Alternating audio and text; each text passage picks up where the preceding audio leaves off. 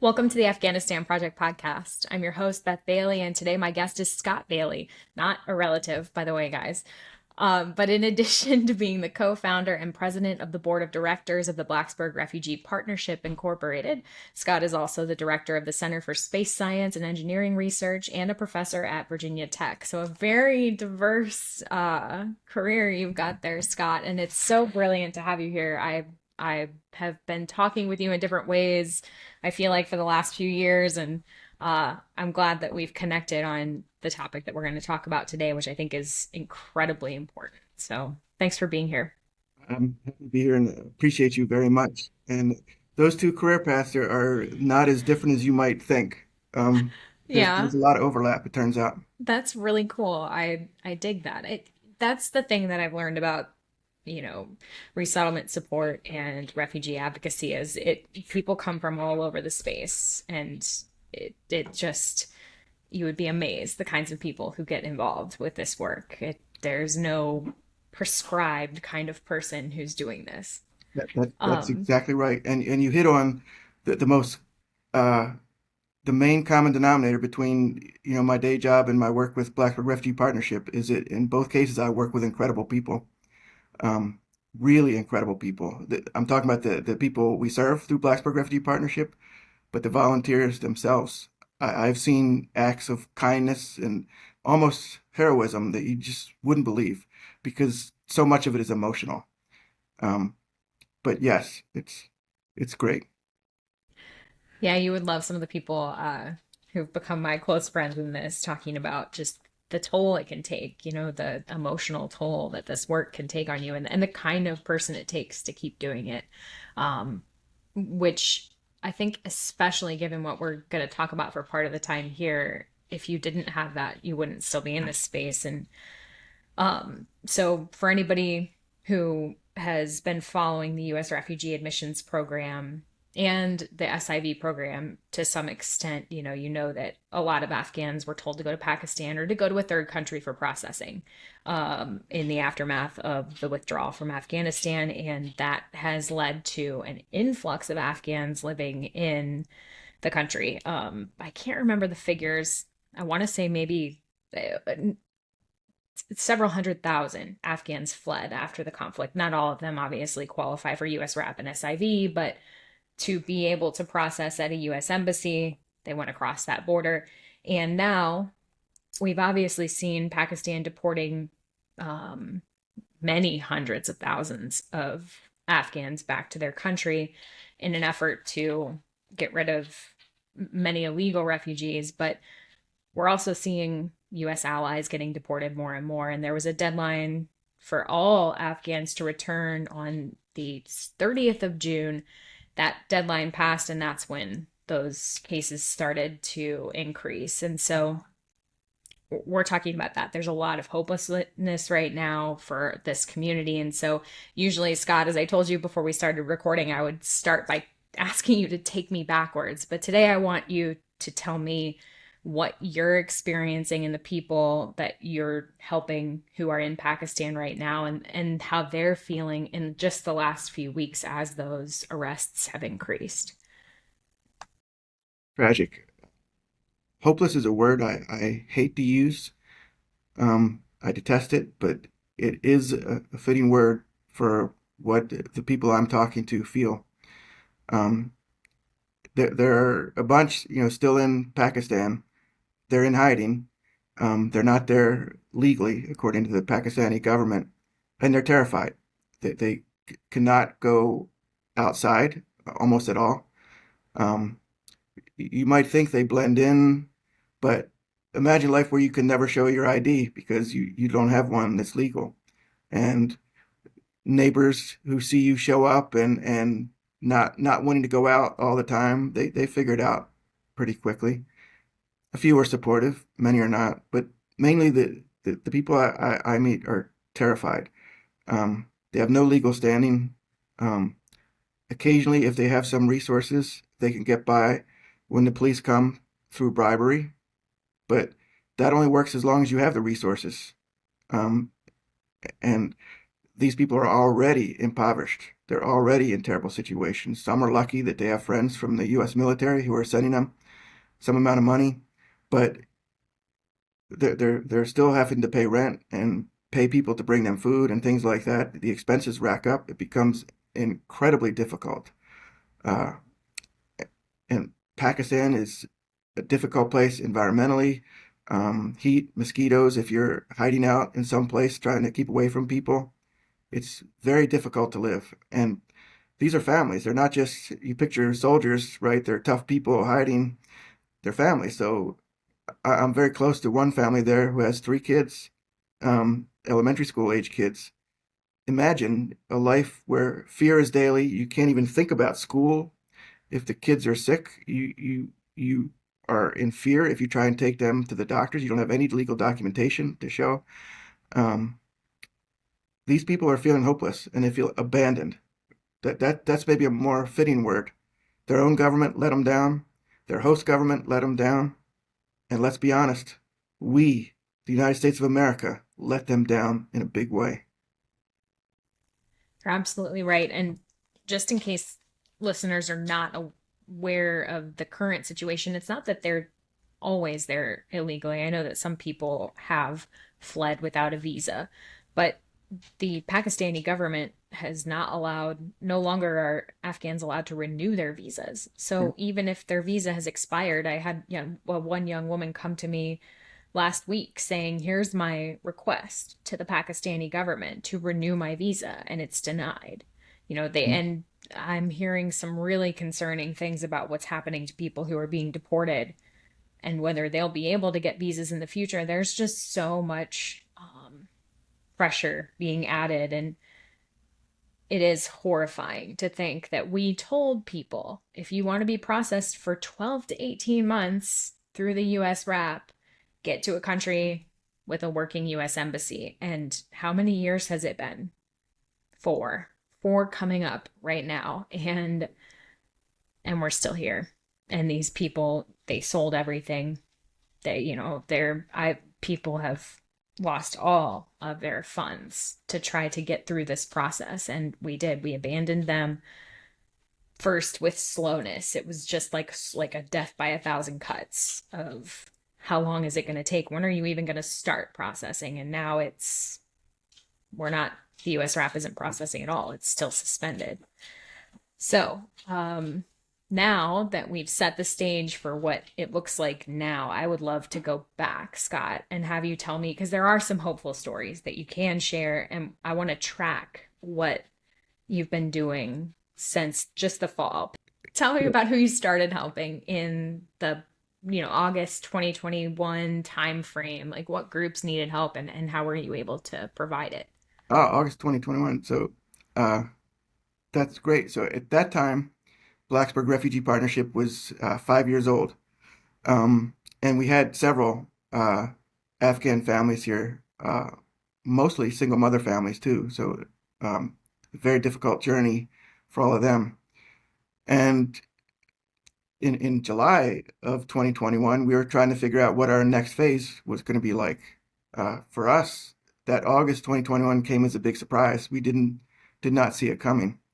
We were very fortunate that as soon as that became apparent, right away, an organization that had given us a really helpful grant in the past, an organization called the Secular Society, they saw they're led by a very kind man, a fellow physicist like me, who saw a lot of women were going to lose their education, and his words were, "If you can bring them to Blacksburg, I'll fund you to do that, and I'll fund scholarships for them to continue their education." And so we started away, right? We didn't really know how to like bring them here ourselves. We were used to the U.S. refugee organizations doing that. There were a lot of interesting false starts we could talk about if we have time. But eventually, an Afghan author named Atia Abawi, she's out of California, and she's an author and journalist. She used to be with CNN.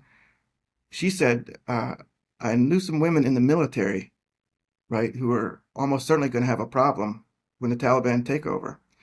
And those women were part of a unit called the Female Tactical Platoon in the Afghan military. Very interesting group. You could do a great podcast on them. Um, they did military intelligence after they would be in battles routinely, and then after something happened, the people who were left, mainly wives and children of those Taliban who were just killed, they would get information. And the U.S. military and the Afghan military learned that that's best done by women because the wives and children will have an easier time talking to women. But these were soldiers, right? They were part of the fighting and then part of the aftermath. Um, and they were immediately targeted by the Taliban. So they had to be evacuated. The U.S. military brought just about 50 of them to the U.S. And we were able, through the grant from the Secretary Society, to bring 7 of them here to Blacksburg, Virginia. And we've been able to give them scholarships. It's an incredible experience. So today, 4 years later, those women are all being educated um, in fields of their choice. And keep in mind, with only about one exception, they had no English when they came here, or very little English. So the first thing they had to do was learn English so they could go to college. And that's hard work for anybody. It's hard work for somebody who just went through an incredible ordeal like they did to get out. The stories of how they escaped in those couple days near August 15th are just harrowing and tragic because of the people they had to leave behind. So they had to overcome all that, come here and become educated. These are some phenomenal people. Um, but that was what happened uh, in August of 2021, where we found that group and brought them here. There were a couple other families, Catholic Charities, which is a major U.S. refugee resettlement program. We work with them to bring a couple other families, also Afghans, who were being persecuted because of work they had done. It was non-military in their case, but more. One single mother of 4 kids had been an advocate. She had been out advocating for women's rights within Afghanistan, so she too was targeted. She came through Catholic Charities, and we brought her and her kids here to Blacksburg. So there were several other families in addition to the female tactical platoon that we brought here. And overall, since then, about 10 or 11 Afghan families have joined us since that time. It was very fast. You talk about the fall of 2021, and I remember things happening fast because we're a community-based refugee resettlement program. We mean to take a family here and there, right? As soon as we build up the volunteers and collect some donations to bring in those 7 families. It was actually 9 that we brought in all in the space of a couple months that fall. That took a major growth for the group in terms of funding, in terms of volunteers, and overall just how we organize ourselves. But it was incredible how people just raised their hand and volunteers. We're going to do it. A fellow colleague here, associate vice president, right, of this university, called and said, I can help you organize digitally, right? Give you a digital footprint and software so that people can sign up and you can organize it well. He's on our board now. He did an incredible job. An apartment complex. Blacksburg, because of the growth of the university, has the housing costs have gone up. But an apartment complex called us, said, I bet you're going to bring a lot of people now, right? Bring them to our apartment complex and we'll help you out. We'll make it easy, right? Can you imagine that? That's a community standing up and said, we're going to do this. We're going to do it together. And I could tell you 30 stories like that of what people did to say, we're going to help. We're going to play a role. Churches, community organizations, the Y, an organization called Literacy NRV that helped teach them English, a part of Virginia Tech called the Language and Culture Institute. We're going to help you. Everybody stood up and said, we're going to make this happen. And it did. It's working. That's amazing. And did that interest in helping all of these Afghans, find a new home in Blacksburg, did that continue? Or, how has the sustainment of that community been over the last 4 years? So we took like 9 families in that time. We've taken 2 more since then. So we haven't grown as rapidly, but the community is just as supportive. We hold community events, and they're incredible events. Lots of people show up. Um, I think the enthusiasm for this work is as strong as it ever was. It certainly was very intense because there was an immediate need. Um, But I'll tell you if we have time a quick story. So we were able to bring an Afghan family in just about 3 months ago here to Blacksburg. And if you think of the timing, that sounds impossible. But it did work. If it's okay, I won't tell you all the details of how Oh that happened, man, but I it was did gonna happen. say because I know one U.S. rap case that got through, and I'm always interested to hear if there were others that found a way to eke through. There But are you there are really cracks in the system, and it's best that, they don't we get don't get into that. okay. All But right, that's exciting. Okay, tell please yes, whatever you can but share. I would love to hear. sure. But the part I want to tell you, well, one, we heard about them uh, and their situation and the need to get them here. And I want to tell you, it was 6 days from when we uh, learned their name and learned about their situation and got them here to Blacksburg and stayed temporarily in the home of one of our key volunteers. And then a few weeks later into their own apartment. Um, they had a very interesting situation, and the mother was 8.5 months pregnant, and they had a young daughter. So the two parents and the young daughter had visas, but if that baby was born, that would be a baby without a visa. And so the whole process that was miraculous all by itself to get them a visa to come here would have to start all over again. So it had to happen fast. And we got help from the community. People stood up. The money was raised quickly. Like I say, a volunteered at our home to welcome them. Um, a project you probably know called Argo, Project Argo. They helped us. They paid for the air flights to bring the family here. Um, when we drove up to Dulles, the Dulles area, to pick up the family and met that little girl, she was shy, and my daughter presented her a little teddy bear, and it seemed like she had never seen one before. But a few days later, in the home of our volunteer, she had a ping pong table in the basement, and people who had brought things were sitting them on that ping pong table, and this family was gathering. There was a collection of toys on that ping pong table. You'd almost think the ping pong table was going to collapse. It was it was just full with more toys than a child could ever play with. But that's a symbol of the caring people had, and that's just one way they showed it. Food preparation, helping get the apartment set up, donating furniture for that apartment. They're living in it. It looks great. It looks as nice as anything I lived because people cared about it and wanted to set it up so nicely. A good friend of mine, vice president of BRP, organized that move, and it was the coolest thing you ever saw. Right? Dozens of people bringing in stuff and making it a home, not just a place where they could survive, a home. I see this sort of thing routinely. Blacksburg is an incredibly welcoming place, and I totally believe Blacksburg is special. I could go on all day about stories like this, but I believe the things that make Blacksburg special are at least to some extent present everywhere in this country. Things look really terrible right now, really terrible. But where I am and what I see and what I believe strongly to exist everywhere is beautiful. We just have the wrong voices leading us right now. Yeah, there's so much generosity and loveliness in the world if you look real close.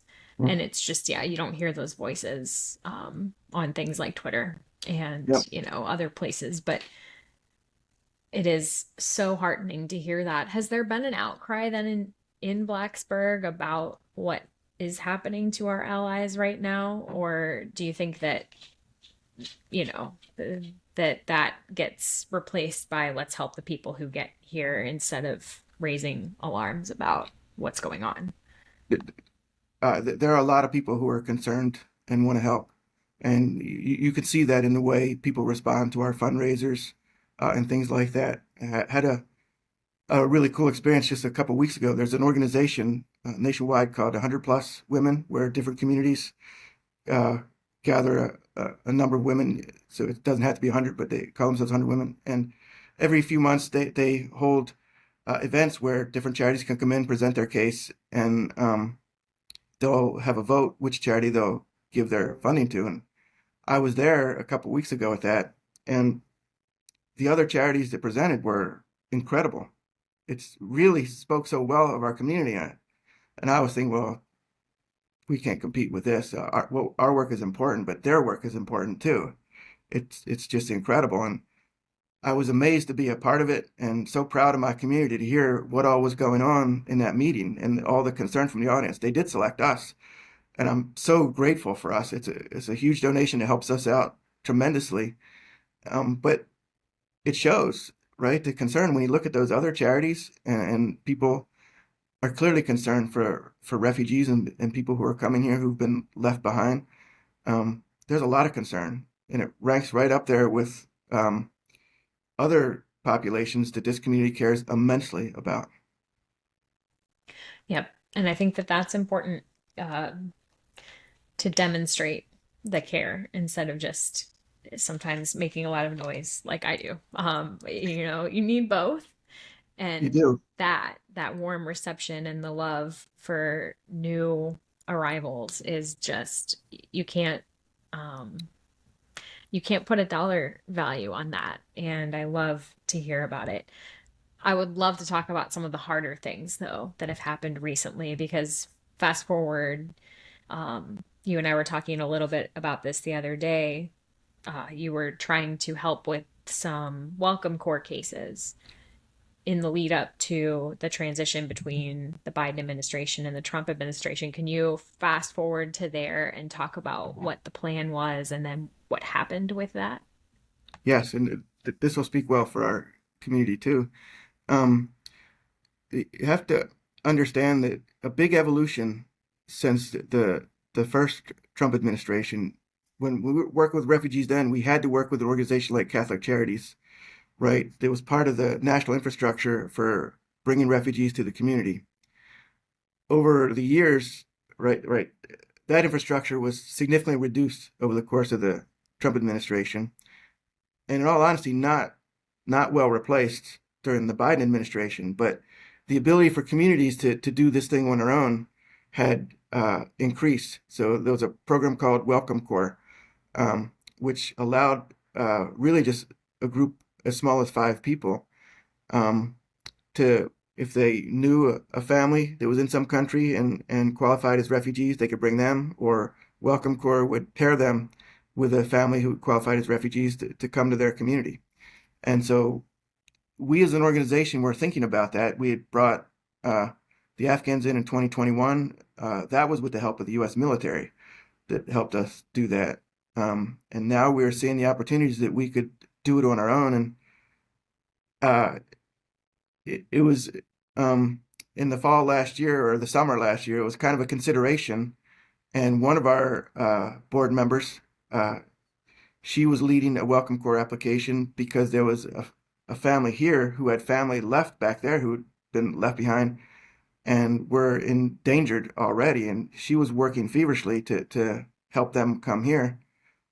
Then when the election came and went the way it did, we just were not prepared, to be honest. None of us really saw that coming. We just didn't believe that would happen. But we realized we had to act quickly. We knew we had till January 20th, and we thought we had longer than that because we thought it would take a while for whatever new policies came to take effect. So immediately within a couple of days of the election, we had a community meeting, not just Blacksburg Refugee Partnership, but others in the community, churches, local organizations, and say, we got to do something. We got to move fast. We need to do Welcome Corps applications. You need 5 people for each. They can't be the same. People can't be the same on multiple applications. You have to lead the effort to gather all of the information and submit the application. And quickly, literally within a few days, we had a team of about, I'm going to get the exact number wrong, but something like 35 new volunteers who wanted to be on these Welcome Corps teams and lead the applications. Uh, that meant some of them had to get training to qualify. That meant they had to gather lots of information on the families we were trying to help. We had other people, connections from the Afghans who were here and friends of theirs that we met over the years who connected us with families in Pakistan. We already knew some on our own that we connected with, so we found 7 or 8 families that we could work with. We put the teams together, and we worked very hard over the course of December to get those applications together. Like I say, many people, dozens of people were involved in this. difficult applications, training, all that came together, and we got it in just about Christmas time, so that we hope Welcome Corps would have a month to do their part of it. And they were very cooperative. They were talking to us. There were some little issues because you have to have the IDs for the people who are coming, and all of them are people who are hiding in Pakistan. You couldn't bring them directly from Afghanistan. It had to be people who escaped. It had to be from a country where we had an embassy. And so they were all in Pakistan, but they left with nothing because they left in urgent situations. So getting the right IDs, getting the right documentation to prove they qualified for refugees, it was a big effort. And so we put it all together.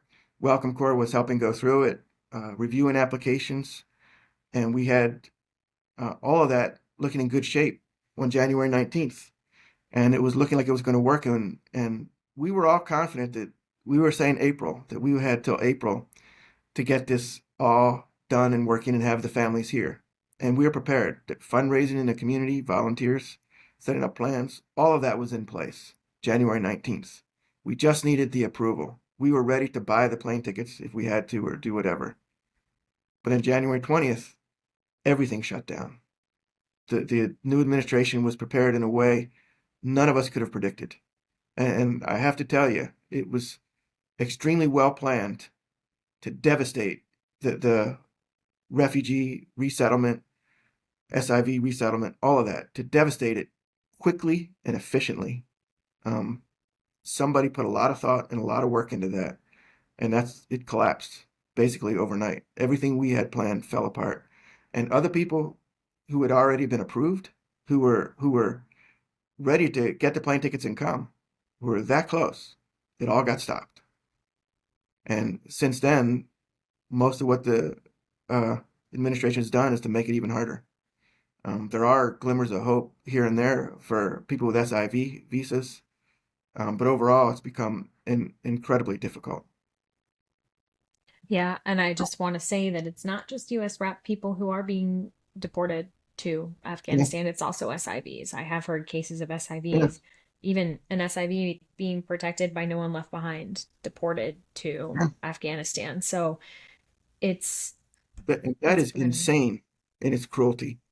That is yes. insane. That is people who to qualify for an SIV visa. It's not just that you help the government for 5 minutes here or there. You had to participate and put your life on the line and help the government over a long period, at least a year, right?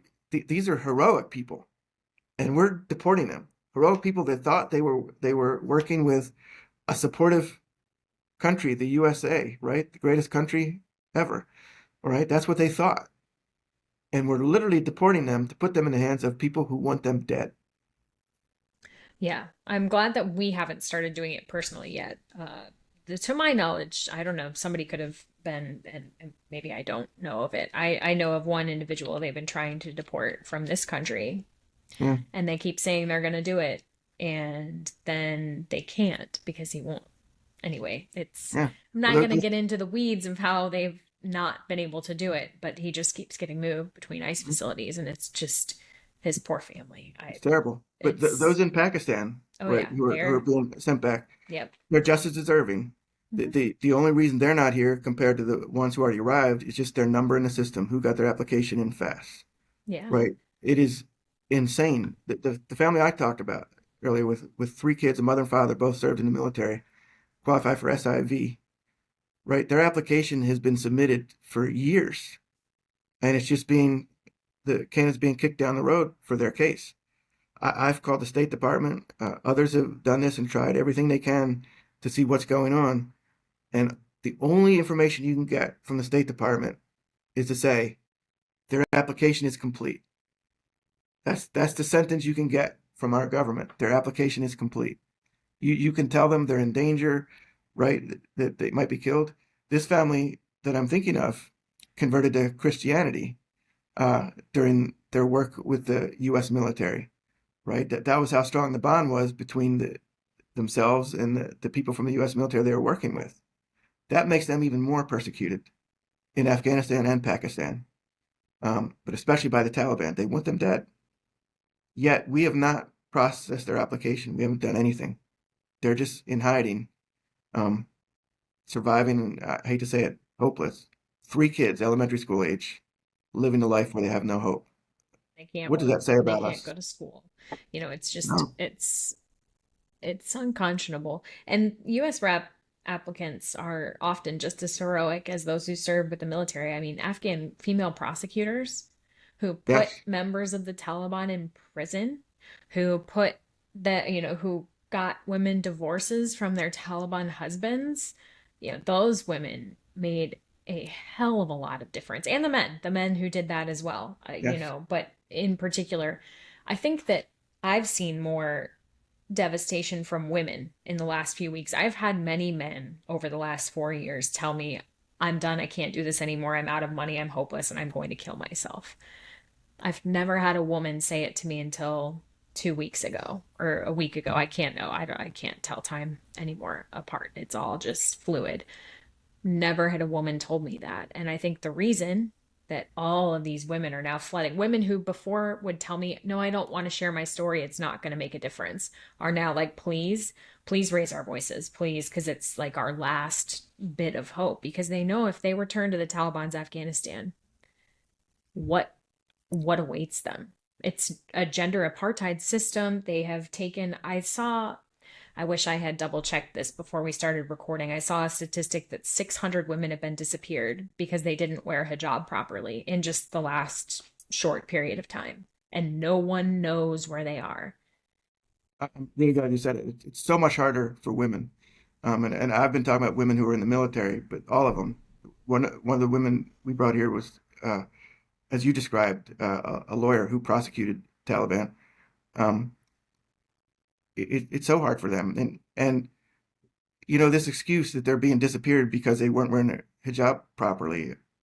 Uh, that's BS. I mean, it's a horrible rule anyway, but it's just BS. They just take women because they want to, right? There's no valid excuse. I'm in contact with many women who are trying to get education online in Afghanistan. It's illegal for them to get any education. It's a group called She Leads Tomorrow, and they see their friends. They've seen them killed in school bombings. They've seen them disappeared where they're just taken away, and they see it. There's no issue with their hijab. They're not disobeying any rules. They're just taken. It's unbelievable. I cannot believe the world allows this. This you use the right word, gender apartheid.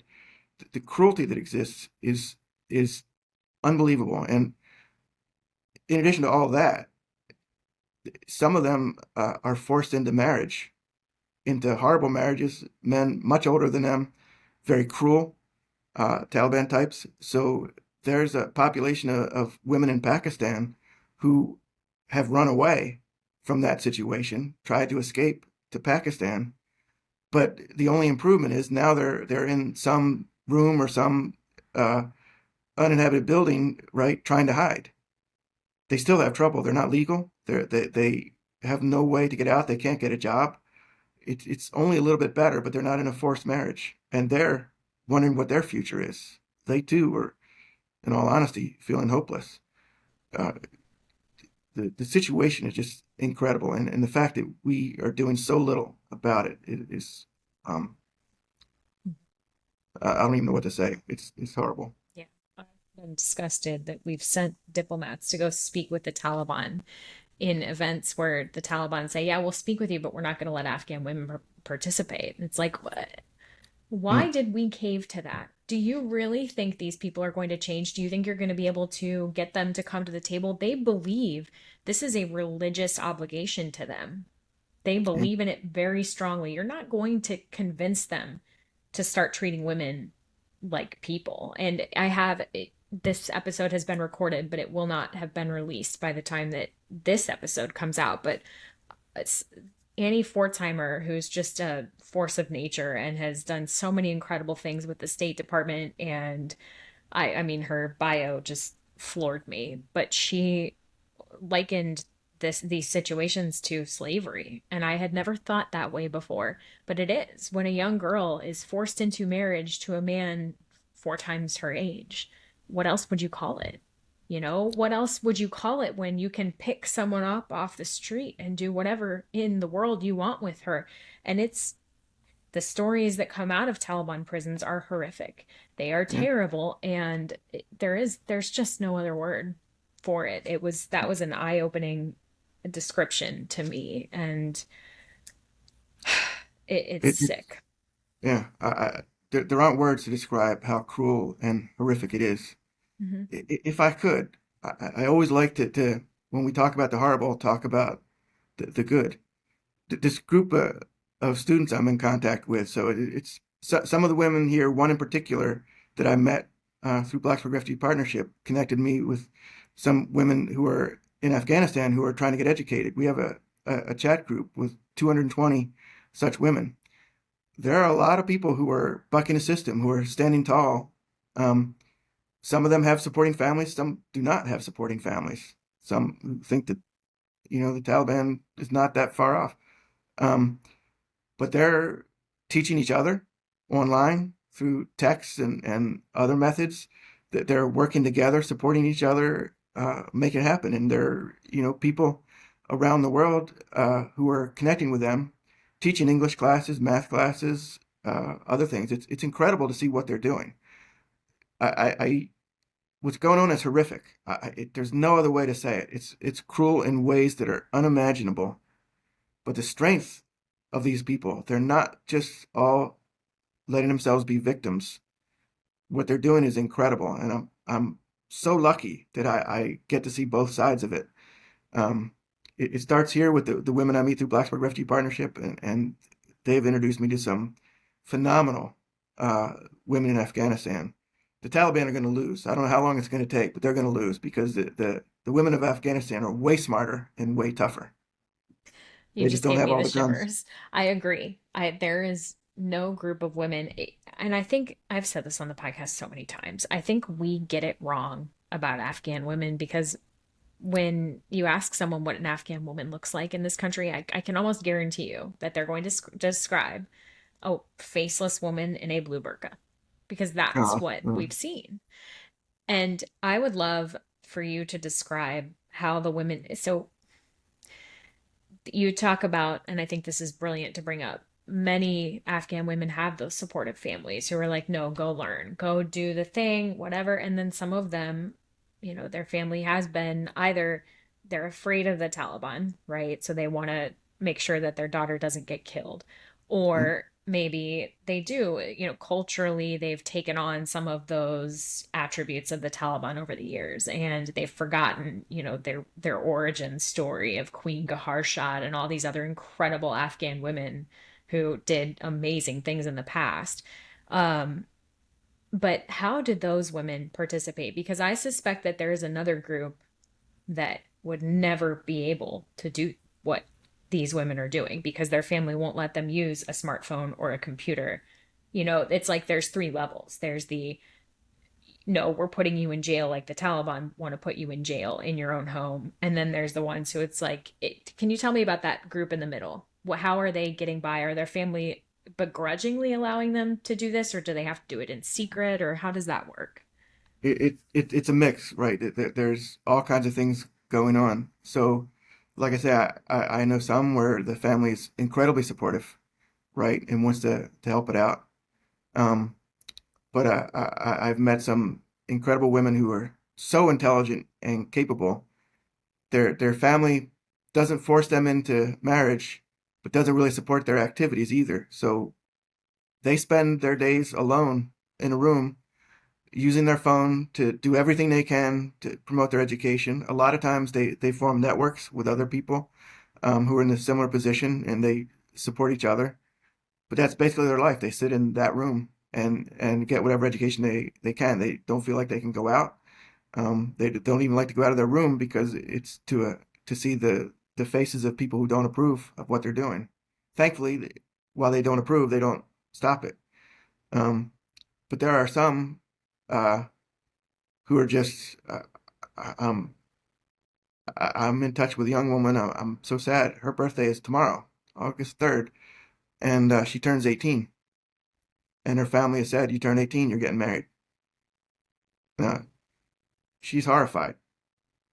right? Turning 18 should be, happy, right? I'm becoming an adult. I'm gonna do things. She's terrified, and she has talked about doing horrible things to herself because she doesn't want what she thinks is coming tomorrow or soon after. I it's unfathomable.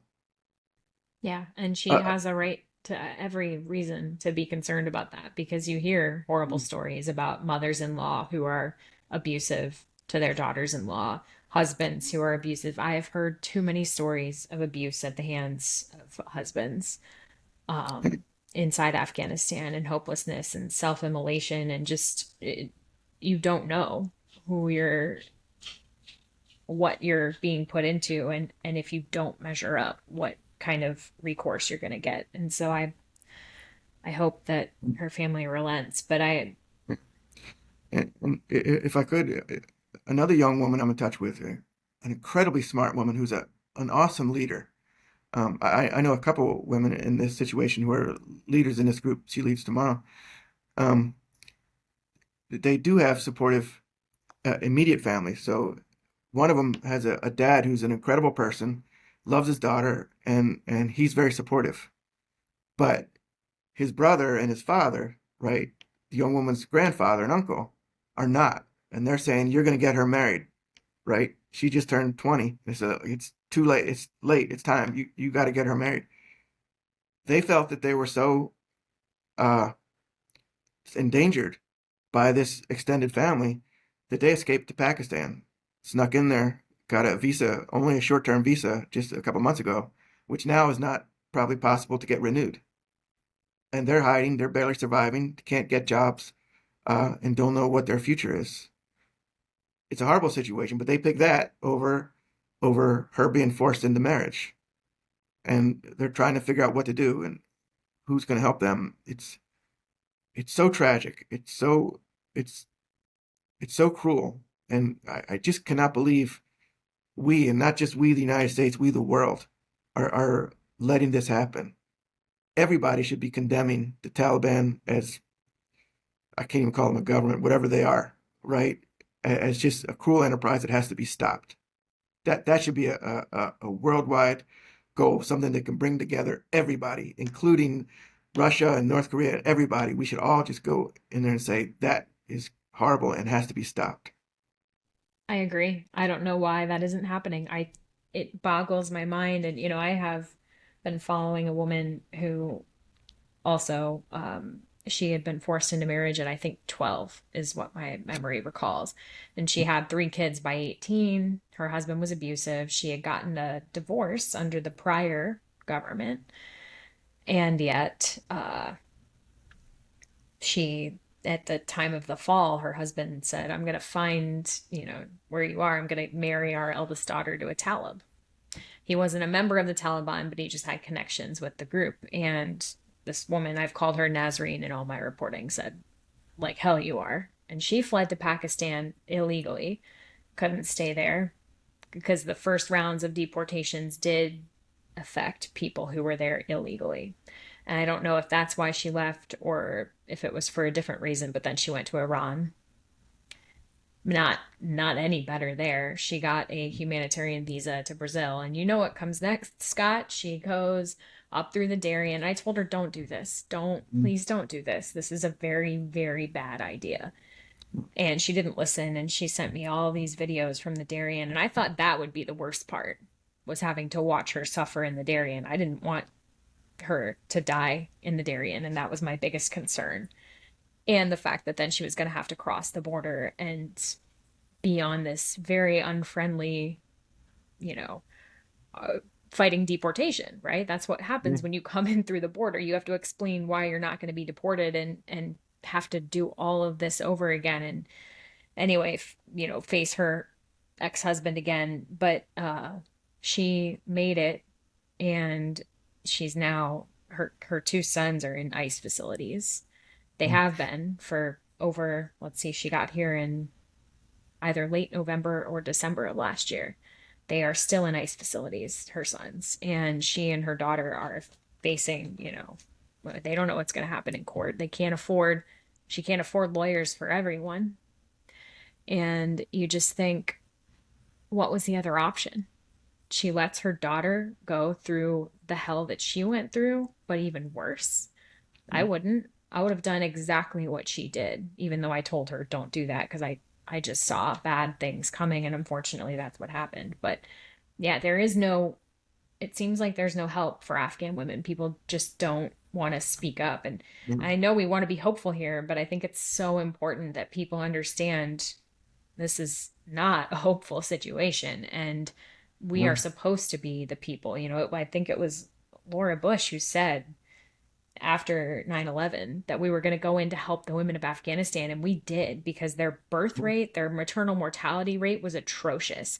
The number of children dying during childbirth, atrocious. We like halved those numbers in 20 years. We had women working again. We had women in I should say Afghan women had Afghan women in the highest levels of government.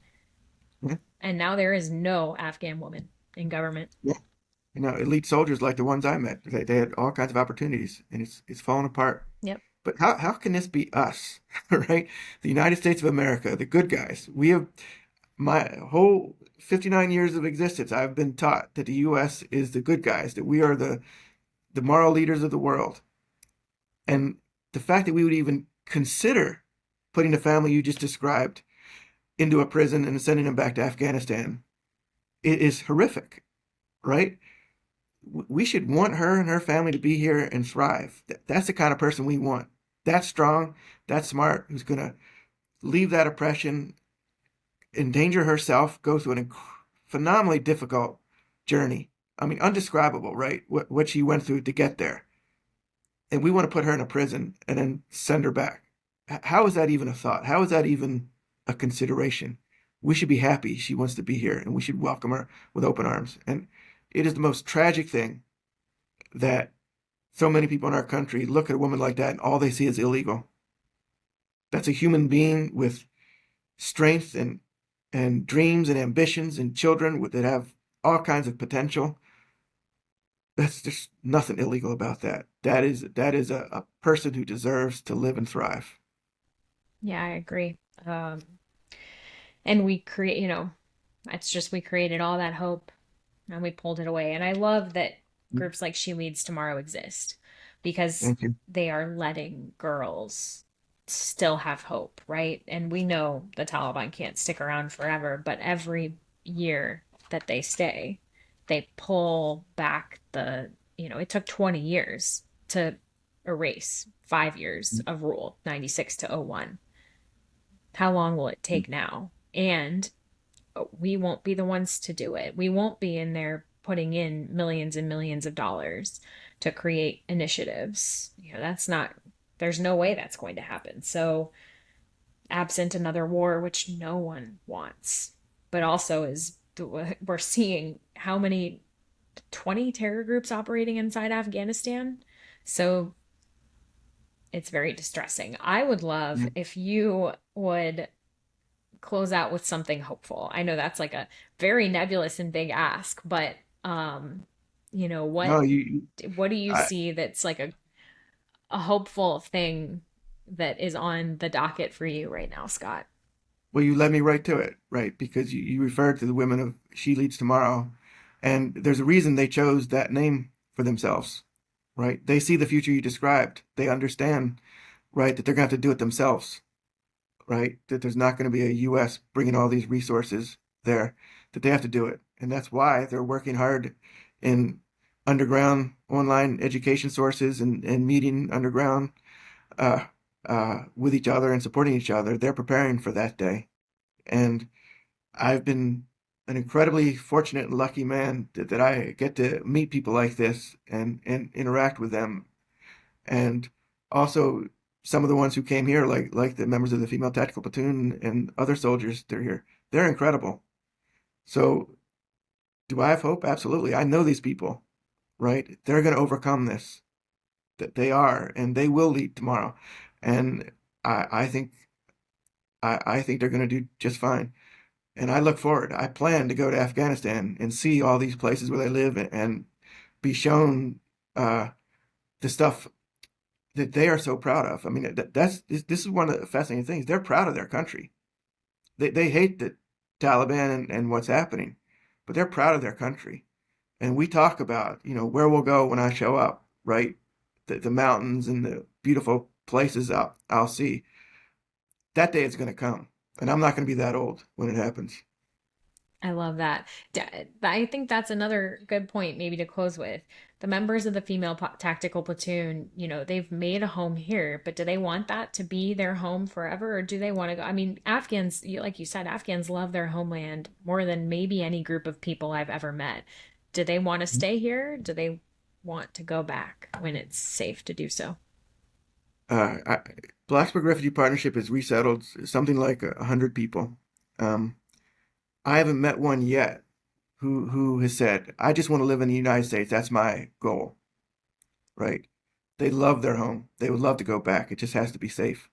And they love the people, their families. It's so many people think that, people are coming here because the US is great and it's all about the opportunity and things like that. How many people do you really know want to be totally away from their family, away from their culture, away from the place they called home? Uh, I don't see that.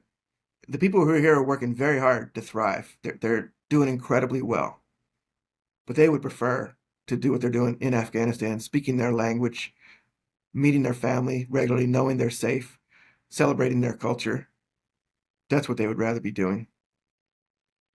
Yep, that's everything I've ever heard too. And I think it's just I don't know if it's because we're so used to in this country, people who come here, from South America and things do hope to stay, and it's easier for them. They can, the proximity lets them maybe go back and see people, or enough of their family has come here where, they get to see their family members, some of them. But for Afghans, I think maybe it's size of family is one thing, right? And the concept of family. I think that Central and South American families are much the same way. It's just a bigger group of people who is your immediate network, and being difficult. It's difficult. They're parted from them at a very difficult time. Anyone they love who's left behind is dealing with the crises of living under the Taliban. So yeah, that's got to be immensely Well, difficult. it is, and I hate to back off the hopeful tone I had a second ago, but this is one of what you're talking about is one of the parts that most people don't understand, and I didn't understand till I saw it. I didn't predict it at all. But they are all talking, right? Those people you just described, the family who are still back there suffering under the Taliban, all the families here are still talking to them every day, right? Everybody has a cell phone. The people here, they're trying to thrive, learn English, and move forward, but they're talking to people who are being persecuted routinely. And often the people at home are being persecuted because their family member left. The Taliban are like, well, if I can't shoot your daughter, I'll shoot you, right? I mean, they're that cruel. Um, it's horrific. And it's so hard for all the people there, the people here. It's so hard for all of them. The hopeful thing I can say is the resilience is just phenomenal. These people are so strong, way stronger than I could ever imagine being myself. And always, in every case, the women there, the women here are moving forward, one way or another. They deal with all of it. It's incredible. It's frozen. And I think that's Mm. a really important thing. And I'm glad that they've found a place that supports them during this time for however long it has to be. We can't Mm. send these women, especially, how many of them did we say you have to have a certain number of women in this group? There must be, and then if we said no, now you have to go, like that would just be that would be Mm. unthinkable. This is such an important effort, and Scott, I'm so glad that you came on to talk about it. And Thank you. What you're doing is important, right? Because the word needs to get out. People, not enough people understand. There's too little being done. We need to reach more of the population. We need to reach policymakers. So thank you for what you're doing. It's incredible. It's very important. I wouldn't be standing by anybody else right now. I'm so lucky to be in the place where I am with so many people doing these incredible things and hearing the stories that make me hopeful for the future of Afghanistan too. Just that it has to be one without the Taliban because they're never going to cave. But yeah, I'm delighted. This is where I'm meant to be right now. Um, It's cool, right? When you it get to be is. with these people, right? Yeah. I Yeah. don't know anybody who wants to back away once they experience it. No, although sometimes you do have to take a quick mental health break because it is taxing. And that's the thing is I know if it's taxing for me, what what is it like for people who are I'm not doing the daily work with humans in the midst of trauma. I am dealing with the what comes out of that, right? The third way removed whatever, but it's just it all of this is a lot and I think when it's ended there's going to need to be a reckoning about what it has Mhm. cost people and Yeah, not just Afghans, Americans, what it has cost Americans in terms of the traumas that they've been exposed to and the hours that they've given to it and the things that they've lost for it. And it's why we just keep fighting for that good outcome because otherwise you put it yes, all in and what? That's why everybody's fighting against the changes that are happening right now is because we have to manufacture a good outcome for these humans that we've grown to care so much about over 4 years and sometimes many, many more. yeah, yeah. Everything you said is completely true. Um, I feel hopeful about it, and the reason I do is I'm lucky. I get to work with the people of Blacksburg Refugee Partnership, and every day I see an example of incredible kindness, courage, and all the things you just talked about. How hard it is that you're working with people who've been through so much. But I see people who take it on, and what's cool about our organization, we don't back off, right? When somebody's resettled to us, that means they're our neighbor and have similar problems and dealing with similar things, right? So we don't back off. As long as they're dealing with that stuff, we're still there for them as much as possible. And the people I meet in my community who do this are incredible. And as I said in the beginning, I believe people like that are all around this country. All the good things we ever said about this country are true. We just have the wrong people having the loudest voices right now. And we got to flip that. Yep, I agree. And if anyone, I'm gonna have the link to uh, I'm gonna have links out. So if there are any important links, for Blacksburg Refugee Partnership, send them to me. I have a link out to the main site right now in the show notes. So if anybody wants to donate or figure out how to get involved, you could probably do that through the site, right, Scott? Yes, yes. Perfect. And we appreciate everything. All your help, I promise, goes straight to the people who need it. There's nobody except our accountant is paid. We have no administrative fees. It all goes to the people who need it. Very fantastic. And I think taking part in those community things, if you can't donate, that means a lot too. Just showing that you care about If you, refugees. the people who gave a little doll or a simple toy to that little girl who came here a couple months ago, you changed her life, right? You changed her life. You put a smile where there hadn't been a smile in a long time. And I could tell hundreds of stories like that of a small gesture having a big impact. All these things we talked about, they're so terrible and so cruel. Every single one of us has the ability to make a difference. Not solve all the problems, but solve a little bit of the problems. And if we all went through and did our little bit, these big problems wouldn't be there anymore. Well, I want to thank everybody for listening, for caring about the people of Afghanistan and all of the amazing Americans who are still trying to make sure that they have the help that they need. Tasha Kaur, and hope to see you all again soon. Dr. Cora.